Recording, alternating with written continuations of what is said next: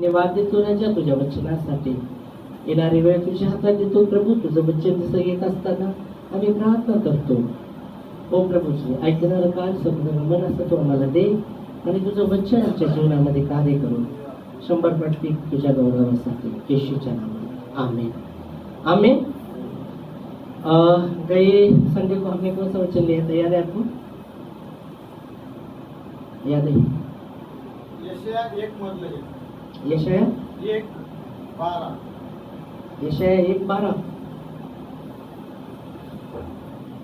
कौन सा था? गेल्या रविवारी. गेल्या रविवारी यशाया 1:12.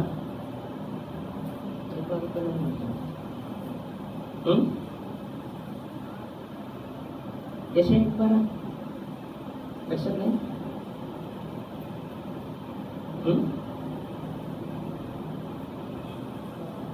क्या लिया था?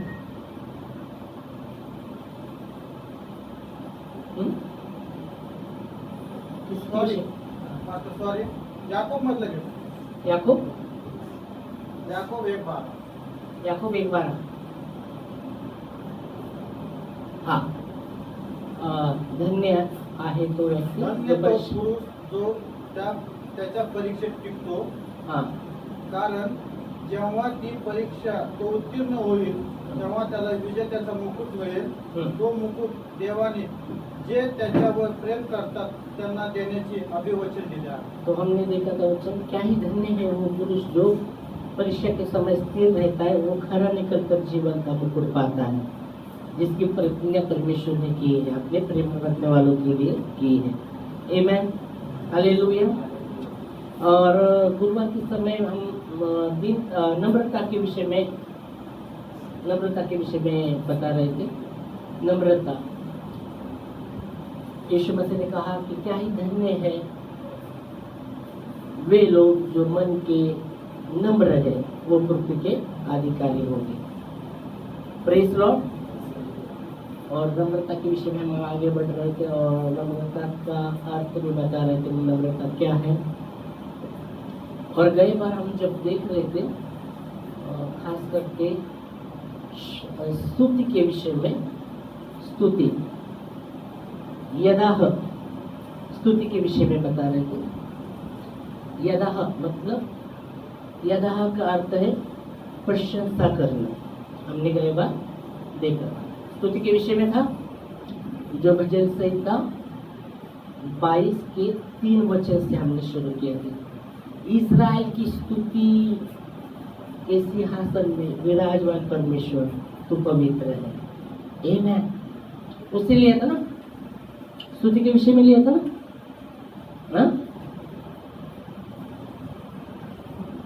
बराबर ना. स्तुति के विषय में यदा हमने देखा था. यदा का मतलब प्रशंसा करना. और स्तुति के विषय में हमने भजन संहिता 22 के 3 से लिया था. 122 से 22 का 3 कहता है. पढ़ेंगे. चलो आते हैं. तरी पण हे इस्रायलाच्या जीवनात पोचणाऱ्या तू पवित्र आहेस. आमेन. हमने उससे लिया था भजन संहिता 22 के 3 से कि इस्राएल की स्तुति में विराजमान परमेश्वर, इस्राएल की स्तुति के सिंहासन में विराजमान परमेश्वर तो पवित्र है.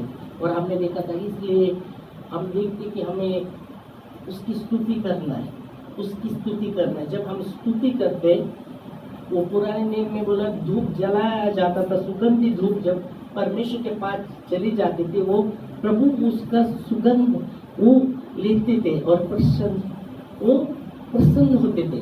तो पुराने नियम में जब धूप जलाते थे, अभी नया नियम में हमें धूप जलाने की जरूरत नहीं है. जब हम स्तुति आराधना करते, वो एक सुगंधी धूप के समान परमेश्वर के पास पहुंचती है और परमेश्वर उस स्तुति आराधना में अपना सिंहासन स्थापित करते हैं. आमेन. हालेलुया. Praise Lord. और इसलिए बाइबल कहती है,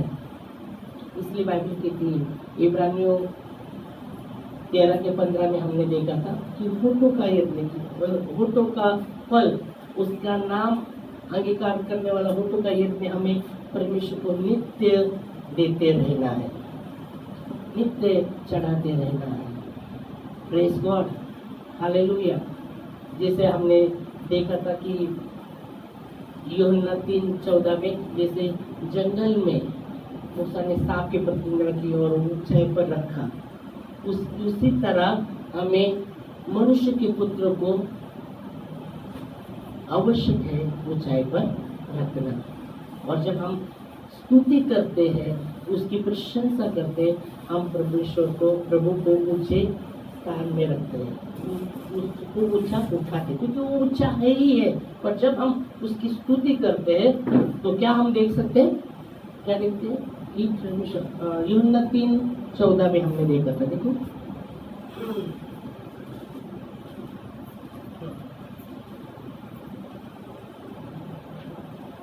यूहन्ना 3:14। और जिस रीति से मूसा ने जंगल में सांप को ऊंचे पर चढ़ाया, उसी रीति से अवश्य है कि मनुष्य के पुत्र को भी ऊंचे पर चढ़ाया जाए। आवश्यक है। हमने कई बार देखा था कि मूसा ने सांप की प्रतिज्ञा, सांप का ये स्टैचू बनाकर ऊपर खंबे पर रखा, पीतल का सांप का स्टैचू बनाकर ऊपर खंबे पर रखा था, क्योंकि जब मिस्र से इजराइल लोगों को मूसा लेके चल रहा था और परमेश्वर उनके साथ था, चमत्कार प्रभु उनको दिखा रहा था, फिर भी वो क्या कर रहे थे? कुड़कुड़ाने लगे थे, कुड़कुड़ाते थे, परमेश्वर की परीक्षा लेते थे। बाइबल कहती है जब शैतान यीशु मसीह को मंदिर पर लेके जाता है और कहता है यहाँ से तो कूद जा, क्योंकि ऐसा लिखा है कि तेरे विषय में परमेश्वर अपने दूतों को आज्ञा देगा कि तुझे हाथों हाथ उठा ले कि तेरे पाँव को ठेस ना लगे। पर यीशु उस पर कहते हैं ऐसा भी लिखा है जो परमेश्वर है उसकी परीक्षा कभी नहीं लेना चाहिए। Hallelujah, praise Lord. ऐसा भी है, लिखा है जो परमेश्वर है उसकी परीक्षा हमें नहीं लेनी चाहिए। परमेश्वर की परीक्षा हम नहीं ले सकते। परमेश्वर हमको परखता है, परमेश्वर हमको परखता है। परख में हमें खरा उतरना है, हमारे विश्वास में हमें खरा उतरना है। Hallelujah, praise Lord. हमारे विश्वास में हमें खरा उतरना है। इसलिए जब देखो वो लोग परमेश्वर की परीक्षा लेते थे, परमेश्वर के विरुद्ध कुड़कुड़ाने थे, और हम देखते जब वो परमेश्वर के विरुद्ध में भी कुड़कुड़ाने लगे, मूसा के विरुद्ध में भी कुड़कुड़ाने लगे, तो परमेश्वर का कोप कुड़कुड़ाया। गिनती की किताब से हमने देखा था। और परमेश्वर ने उनके बीच विषारी सांप छोड़े और वो सांप घसने लगे और बहुत से इजराइल लोग मर गए। और वो विषारी सांप उनके बीच में थे और वो मूसा के पास आते और कहते हमने पाप किया है, क्योंकि हमने तेरे विरुद्ध और परमेश्वर के विरुद्ध में बातें की है। तो हमारे लिए प्रार्थना कर कि ये विषारी सांप हमसे दूर हो। और फिर मूसा प्रार्थना करते हैं परमेश्वर से और परमेश्वर उपाय बताते हैं। हमने कई बार एम्बुलेंस दिखाया था। आता है स्तुति बरोबर एम्बुलेंस और सांप होता है ना। ओके, तो परमेश्वर वहाँ आप देखते हैं वो उपाय बताता है। और बाइबल कहती है पीतल का सांप के प्रति वो उसका क्या बोलते हैं उसको, उसका स्वरूप बनाकर खंबे पर लटकाया, और जो इजराइल लोगों को विषारी सांप ने डसा था वो जब उसको देखते थे वो बचे रहे। आमीन। इसलिए मैं बोला, कई बार बताया था कि वो जो सांप जो दर्शाता यीशु मसीह को दर्शाता है, जो यीशु मसीह को खंबे पर लटकाया गया, यीशु मसीह को खंबे पर लटकाया, क्रूस पर लटकाया गया, वो यीशु मसीह को दर्शाता है। तो वो यीशु मसीह क्या बताना चाहता हूँ, यीशु मसीह को देखने में जीवन है। आमीन। यीशु मसीह को देखने में जीवन है। विषारी सांप में भी कांटा है। यीशु मसीह को हम देखते, वो वचन कहता है कि परमेश्वर ने बताया था कि उसको देखेंगे ना वो बचे रहेंगे, और वैसे ही होता है कि वो बचे रहे। तो वो सांप जो मैं बोला वो किसको दर्शाता है? यीशु मसीह को, जो क्रूस पर चढ़े हुए यीशु मसीह को दर्शाता है। तो यीशु मसीह को देखने में जीवन है। इसलिए यूहन्ना 10:10 में यीशु मसीह का आया, क्या कहा यीशु मसीह ने कि मैं आया हूँ जीवन देने और भरपूरी का जीवन देने। यीशु मसीह कहते हैं चोर किसी काम से नहीं, चोरी करने, घात नाश करने आता है, पर मैं आया हूँ जीवन देने और भरपूरी का जीवन देने। तो यीशु मसीह को देखने में क्या है? जीवन है। आमीन। हालेलुया। यीशु मसीह को देखने में जीवन है। यीशु मसीह को देखने में जीवन है। यीशु मसीह को देखने में, यीशु मसीह को देखने में हमारा विश्वास बढ़ता है। यीशु मसीह के वचन को सुनने से हमारा विश्वास बढ़ता है। वचन ही कौन है? यीशु मसीह है। क्योंकि बाइबल कहती है यूहन्ना 1:1 में, आदि में वचन था, वचन परमेश्वर के साथ था और वचन ही परमेश्वर है। और 1:14 में वचन कहता है वचन देहधारी हुआ, वचन देह में आया और हमने जब देखा। पढ़ सकते हैं वचन। चलो यूहन्ना 1:1 और फिर यूहन्ना 1:14। यूहन्ना 1:1, पहले यूहन्ना 1:1। आदि में वचन था, आदि में वचन था और वचन परमेश्वर के साथ था, आदि में वचन था और वचन परमेश्वर के साथ था, और वचन परमेश्वर था। वचन परमेश्वर था। आदि में वचन था, वचन परमेश्वर के साथ था और वचन ही परमेश्वर था।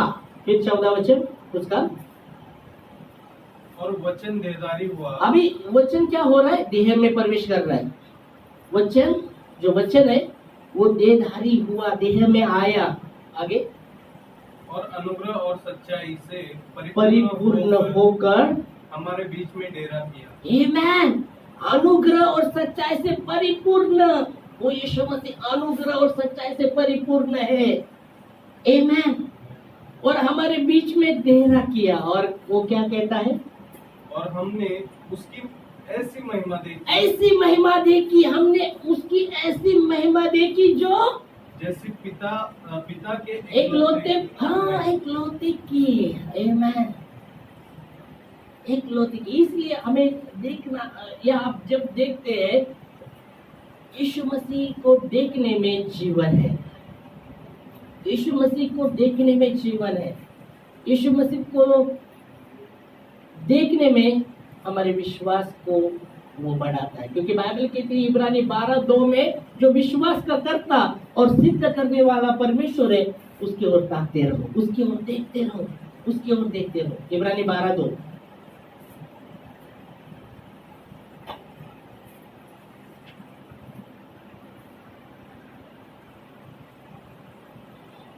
हाँ, इब्रानी 12:2। और विश्वास के कर्ता, हाँ विश्वास का कर्ता और सिद्ध करने वाले यीशु की ओर ताकते रहे, और उसकी ओर देखते रहे, क्योंकि उसमें ही जीवन है। आमीन। उसमें ही जीवन है। यीशु मसीह को देखते रहना है, ऊंचाई पर उसे चढ़ाना है और उसको देखते रहना है, उसकी प्रशंसा करना है, उसमें जीवन है। यहाँ वचन कहते हैं विश्वास का कर्ता और सिद्ध करने वाले परमेश्वर की ओर ताकते रहो। इसलिए जब परमेश्वर ने मूसा को उपाय बताया और इशारे सांप डसे हुए लोग, जब वो उस जो ऊपर लटका हुआ, खंबे पे लटका हुआ, जब वो पीतल के सांप को देखते, वो बचे रहे, वो मरे नहीं, ये बचे रहे, वो बचे रहे। वो बेचारे सांप का असर उनको नहीं हुआ, वो बचे रहे। Hallelujah, praise Lord. जैसे आप देखेंगे जब मूसा, जब परमेश्वर ने परमेश्वर ने मूसा को आज्ञा दिया मिस्र से इजराइल लोगों को छुड़ाने के विषय में, और फिर मूसा कहता है अगर फारो के पास में जब जाऊं तो वो चिन्ह मांगेगा तो मैं क्या बताऊं कि तूने मुझे भेजा है।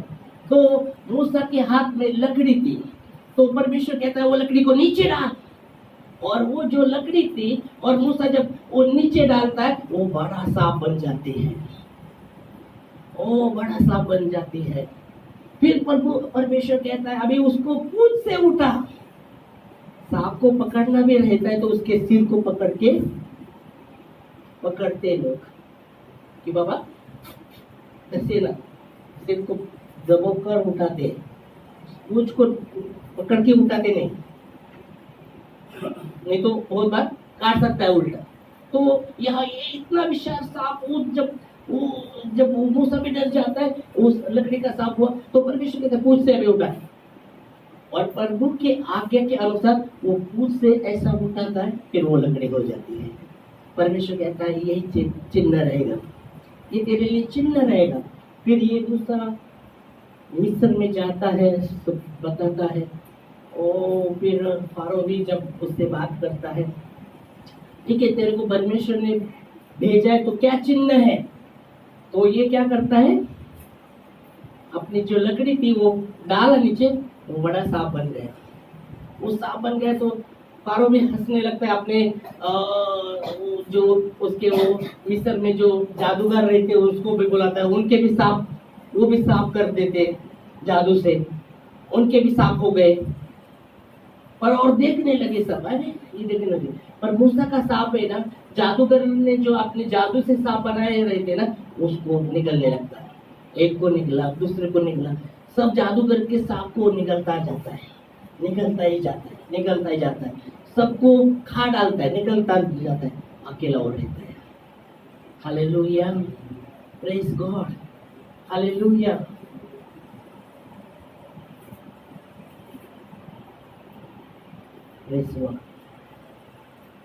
तो आप देख सकते हैं यहाँ भी, जब यहाँ विषारी सांप डस रहे, बाइबल कहती है मूसा को परमेश्वर ने हाथ में पीतल का विषारी सांप बनाकर, पीतल का विषारी सांप बनाना, उसकी प्रतिज्ञा करो ऊपर रखना, क्योंकि वो कोई भी देखेगा विषारी सांप से डसा हुआ वो बच जाएगा।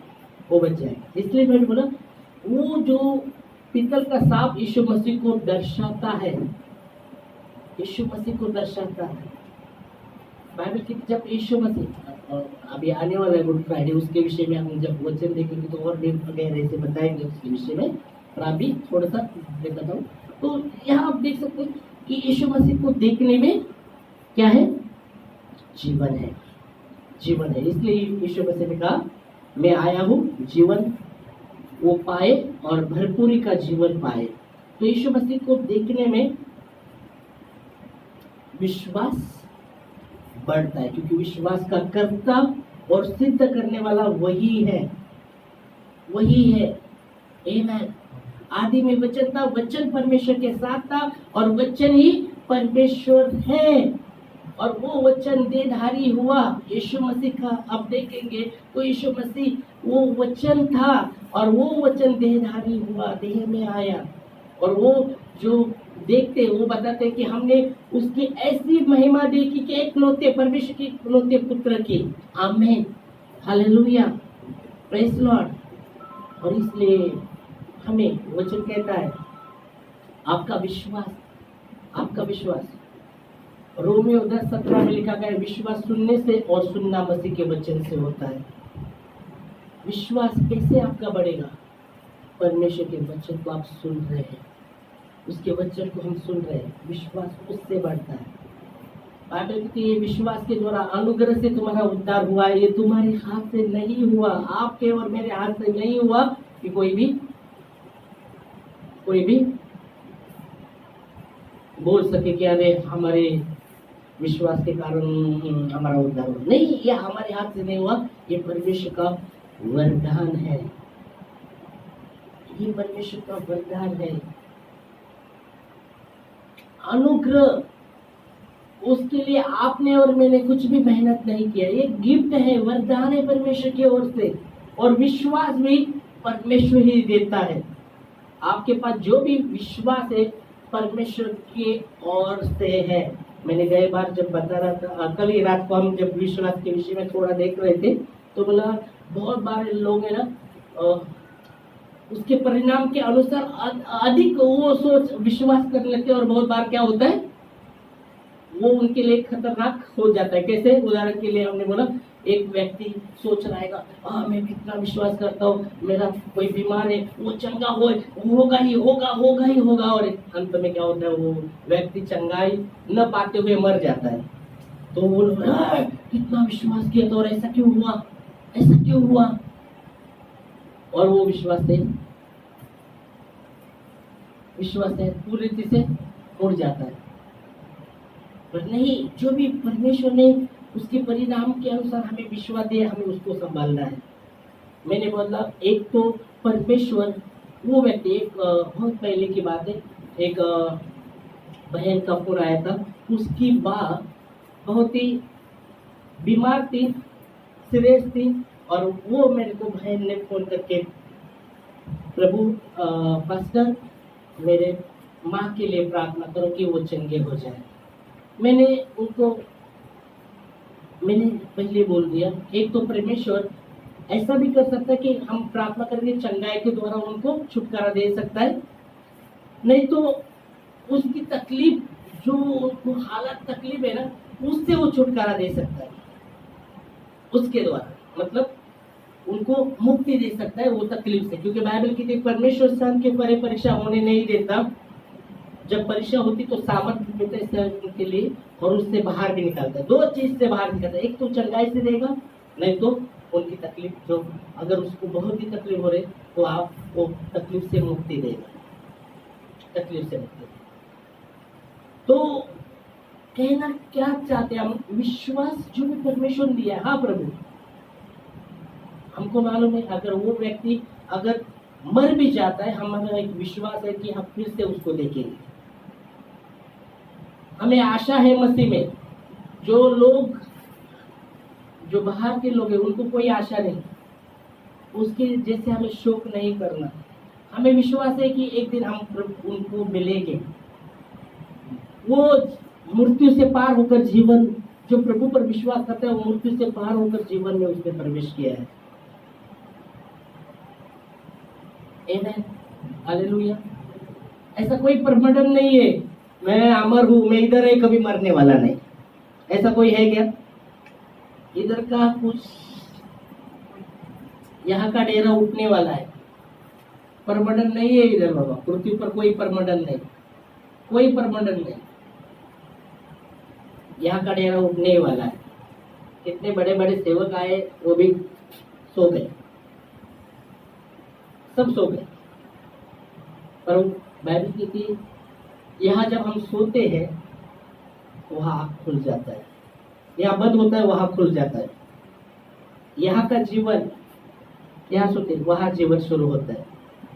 आमेन, वो आनंद जीवन। इसलिए यीशु मसीह का वचन, प्रभु का वचन कहता है परमेश्वर जगत से ऐसा प्रेम कि अपना एक लौता पुत्र दिया, ताकि जो कोई उसके नाम पर विश्वास करे वो नाश नहीं होगी। उनका अनंत नाश, अनंत मृत्यु, जो दूसरी मृत्यु कहा गया है, अनंत मृत्यु, यहाँ की शारीरिक मृत्यु है पर अनंत मृत्यु भी है, उससे बचाने मेला यीशु मसीह। चंगाई तो देता है परमेश्वर, ऐसा नहीं कि नहीं देता चंगाई, पर हमें याद रखना है अगर चंगाई भी नहीं मिला पर अनंत जीवन उसके पास है हमें। हालेलुया। जैसे वचन कहता है लाजर और धनवान के विषय में कहानी मालूम है बाइबल में। धनवान एकदम अच्छा, वो धनवान अच्छा अपना इसमें था, और लाजर उसके पास, उसके घर के पास दारिद्र्य राज्य, पूरा फोड़ से भरा हुआ, पूरा फोड़ उसके आंग में था, इतना बड़ा बड़ा फोड़ उसके पूरे शरीर पर था, और कोई उसके पास भी नहीं जाता था। और बाइबल कहती कुत्ते आकर उसको चाटते थे, कुत्ते आकर चाटते थे। तो कोई उसके पास नहीं जाता था कि छू भी नहीं सकता, अरे उसका बीमारी हमको लगेगा। उसके पास करीब भी नहीं जाता था और कुत्ते आकर उसको चाटते थे। और बाइबल कहती है वो परमेश्वर का वो शायद हम समझ सकते वो इतने कष्ट में था, इतने दुख में था, पर मुझे लगता है वो प्रभु को स्मरण करता रहेगा। उस कष्ट में, उस दुख में भी प्रभु को याद करता रहा। उसने बोला नहीं प्रभु ये इतना बीमारी, इतना तकलीफ क्यों, मुझे क्यों? वो रोया नहीं, शायद रोता भी रहेगा, पर प्रभु को कोसा नहीं उसने, ऐसा क्यों?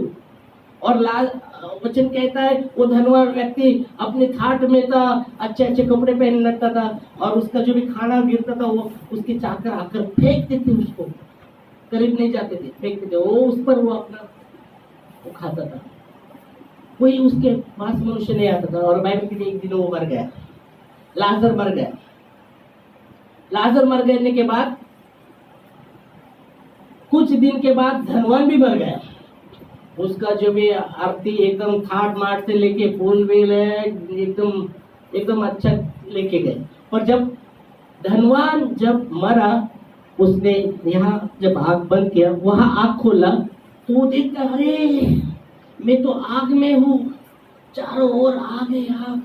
और उसने अपना आग ऊपर उठाया, वो लाजर जो कोढ़ से भरा हुआ था, कष्ट में था, तकलीफ में था, वो अब्राहम की गोद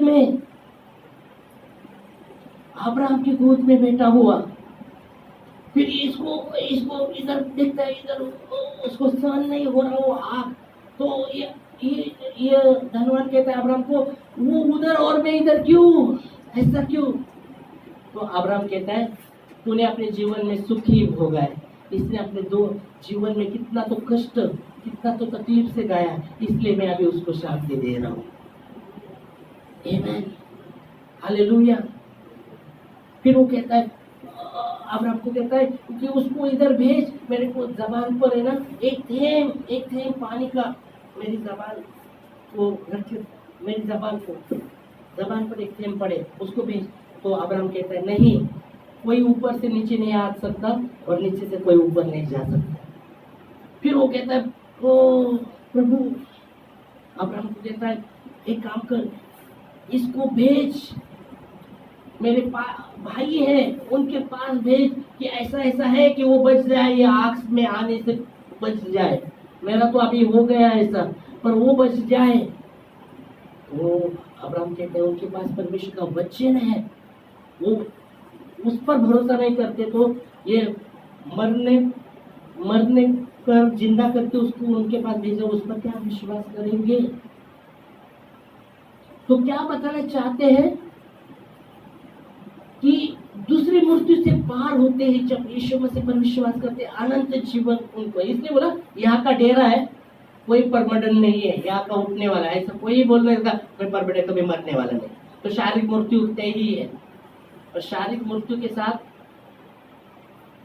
जो आर्थिक मृत्यु है, वहाँ वचन कहता है अनंत मृत्यु के विषय में बात करते हैं। दूसरी मृत्यु यीशु मसीह उससे बचाने आए हैं, किसी आत्मा का नाश न हो पर वो अनंत जीवन पाए। आमीन, हालेलुया, प्रेज लॉर्ड। तो इसका मतलब ये नहीं बोल रहा वापस कि चंगाई परमेश्वर नहीं देता, चंगाई भी देता है। कभी ऐसा भी मैंने उनको बोला, ऐसा भी प्रभु कर सकता है कि चंगाई देके उनको बचा सकता है, नहीं तो उनकी तकलीफ जो सहन के परे हो रही तो उनको मुक्ति दे सकता है उनके शरीर से। समझ में आ रहा है? तो हमें याद रखना है कि जब हम प्रभु पर विश्वास करते हैं, हमें आशा है प्रभु में, हमारे प्रभु में जो भी लोग सोए हैं एक दिन उनको मिलेंगे। Hallelujah, praise Lord, praise Lord. तो यीशु मसीह को देखने में जीवन है। यीशु मसीह कहते मैं आया हूँ जीवन पाए और भरपूरी का, अनंत। और यूहन्ना 3:16 में कहते हैं जो उस पर विश्वास करता है वो नाश नहीं होगा, अनंत जीवन पाएगा। आमीन। तो हमें उसकी स्तुति करना है, उसकी स्तुति करना है, प्रभु को महिमा देना है। उसकी स्तुति करना है हर परिस्थिति में प्रभु को। जैसे दाऊद कहते कई बार हमने देखा था, मैं जीवन भर यहोवा को धन्यवाद करूंगा और उसकी स्तुति निरंतर मेरे मुंह से होती रहेगी। हो सकता है आज शैतान हमारी परिस्थिति को हमको दिखाता रहेगा। बहुत बार हम शैतान के बहकावे में आते हैं, देख तेरे पास ऐसा परिस्थिति है, कुछ हो रहा नहीं, क्या नहीं है, और बहुत बार हम निराश हो जाते हैं, बहुत बार हम उसके बातों में आ जाते हैं, हम उदास होते हैं। अगर शैतान वैसा दिखा रहा है, फिर भी हमें शैतान को बोलना नहीं, परमेश्वर मेरे साथ है। इस परिस्थिति में भी लाजर ऐसी दशा में था, फिर भी वो प्रभु को स्मरण करता था, वो निराश नहीं हुआ, प्रभु को स्मरण करता था। वो धनवान स्मरण नहीं कर रहा था, अपने ही इसमें था, पर ये स्मरण करेगा ऐसे परिस्थिति में भी। और इसलिए वो अब्राहम के गोद में बैठा है और शांति पा रहा है। आमीन, हालेलुया। तो यीशु मसीह को देखना, यीशु मसीह को देखते रहना है, क्योंकि उसमें देखने में अनंत जीवन है। आमीन। तो धन्यवाद है कि इस वचन के लिए हम प्रार्थना करेंगे, इस समय खड़े होंगे। अगली बार जब गुड फ्राइडे में आ रहा है उसमें भी हम और भी बताएंगे प्रभु की बातों को। Thank you Lord, thank you Jesus. धन्यवाद देते प्रभु, हम आपकी स्तुति करते हैं।